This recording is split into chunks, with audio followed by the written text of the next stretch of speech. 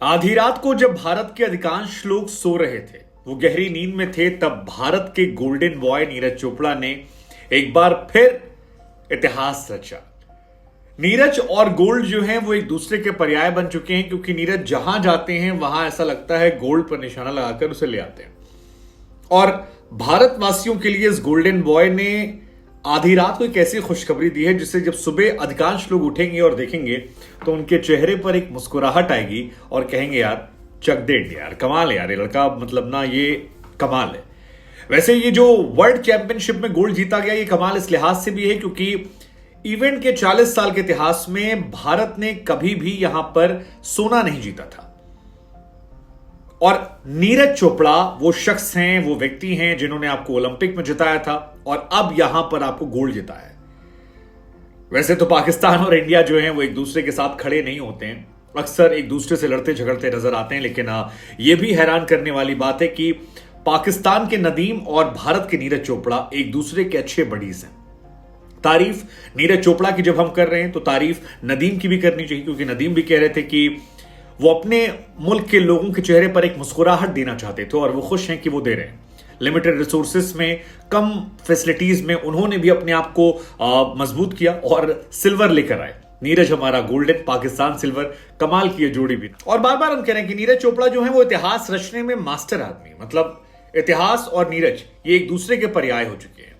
Olympic के 120 साल के इतिहास में पहली बार गोल्ड जीतने वाले पहले एथलीट जो थे हमारे नीरज चोपड़ा, अब वर्ल्ड चैंपियनशिप में भी इतिहास रचते हैं, क्योंकि यहां भी वो फर्स्ट है, जैसा कि हमने आपको बताया।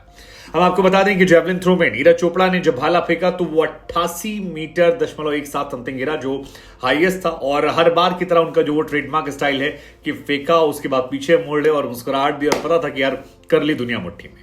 वो इन्होंने एक बार फिर करके दिखाया और तालियां जो है वो बज रही थी। अब क्योंकि 1983 से ये चैंपियनशिप लगातार हो रही है, लेकिन हम कभी वहां गोल्ड नहीं जीत पाते थे, लेकिन इस बार हमने करके जिता दिया। और थोड़ा सा पीछे हमारे पाकिस्तान के नदीम थे। नदीम नीरज चोपड़ा से काफी ज्यादा फ्रेंडली हैं, दोनों एक दूसरे को काफी इंस्पायर करते हैं। और 87.82 मीटर जो है वो बेस्ट एफर्ट नदीम का गया। पाकिस्तान भी खुश है, हिंदुस्तान भी खुश है, और ऐसे बहुत सारे कम मौके हैं जहां पर दोनों देश जो हैं एक साथ खुश नजर आते हैं। हमने एक वीडियो बनाई थी आपको कि अगर इंडिया और पाकिस्तान एक होते तो फिर क्या होता, तो ज्यादा कुछ नहीं होता। इसमें एक लाइन अगली बार ये भी ऐड कर देंगे कि तो वर्ल्ड चैंपियनशिप में हमारे दो मेडल होते, हमारा पहला मेडल गोल्ड होता, दूसरा मेडल हमारा सिल्वर होता। लेकिन ठीक है, हम अलग अलग भी तो क्या हुआ, साथ साथ तो खड़े रहे, कहीं तो खड़े रहे।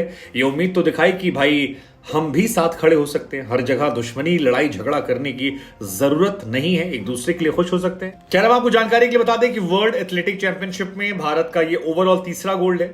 3 में से 2 तो नीरज के हैं। पिछले सीजन में भी नीरज ने यहां पर सिल्वर जीता था, और 2003 में यानी तकरीबन 20 साल पहले अंजू बॉबी जॉर्ज ने एक बार मेडल जीता था, ब्रॉन्ज मेडल पेरिस में जीता था।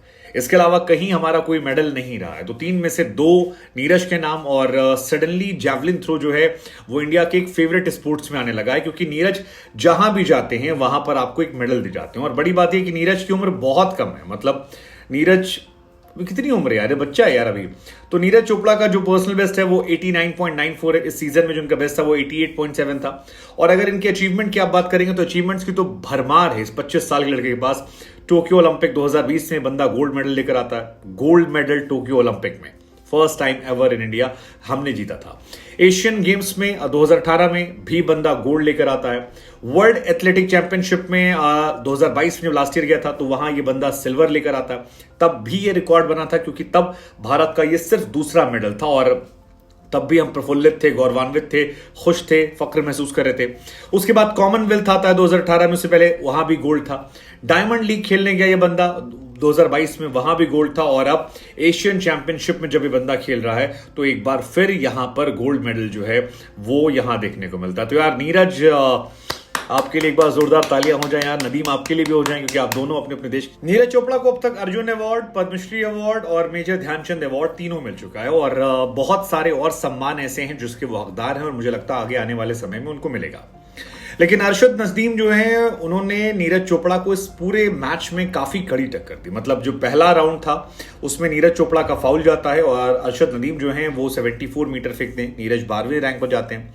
सेकंड में नीरज चोपड़ा आते हैं और सेकंड वाले में ही वो थ्रो करते हैं जो सीजन का बेस्ट थ्रो आता है। 88.12। हालांकि इंडिया से दो और खिलाड़ी हैं जो 5th और 6th है, जिसमें किशोर जेना थे, डीपी मनु थे।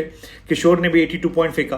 थर्ड में अर्शद का जो है वो बेस्ट जाता है और वो 87.82 फेंक देते हैं, जिसके बाद वो नंबर 2 पर आ जाते हैं और ये दोनों फिर मेंटेन रहता है। इसके बाद बहुत सारे अटेम्प्ट आते हैं, जैसे नीरज 4th वाले में 87 मीटर फेंकते हैं। ये जो आपके अर्शद हैं ये भी 80s में जाते हैं। 5th वाले में फिर उसके बाद आता है, लेकिन कुल मिलाकर वो जो सेकंड वाला थ्रो था इनका वो बेस्ट जाता है और कोई नहीं दूर दूर तक वाला हिसाब किताब रह जाता है। नीरज ने यहां पर गोल्ड मेडल जीता, अर्शद सिल्वर जीत कर आते हैं। भारत के किशोर जीना जो है 5th पर और डीपी मनु जो है वो 6th पर। तो कुल मिलाकर कहानी ये कि आगे आने वाले टाइम में ऐसा हो सकता है कि इंडिया से और भी आए। अगर 5th तक आए तो 3rd तक तो आ ही सकते हैं, 2nd तक आ सकते हैं।